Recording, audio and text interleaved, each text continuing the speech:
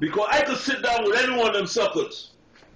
I will challenge them on TV and make them look small.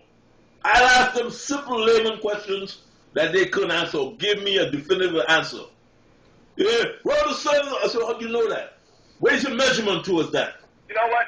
You gonna tell me? You gonna give me an estimate of 250 million years?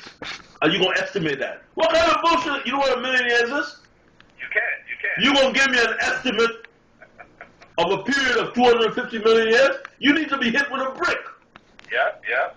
So when you say shit like that to me, you just piss me off. Yeah. You got no common sense. But people will read this shit and gobble it up and go and argue about it. And try to debate it. And try to debate that. You can't run that shit. I mean, man. Yeah. I leave that shit alone because I say they know as much about that as I do. I sat there and thought about that. Can you imagine going up, flying out into space, and there's no end? There's no end. You could just fly forever, like that's crazy. You could fly forever. You can't even fathom. Listen what you have to cover. Listen.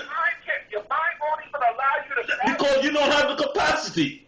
Yeah. Listen to me. Because anytime you could comprehend that, then you are him. Then you God. Yeah. You God, and you could never be that. Listen.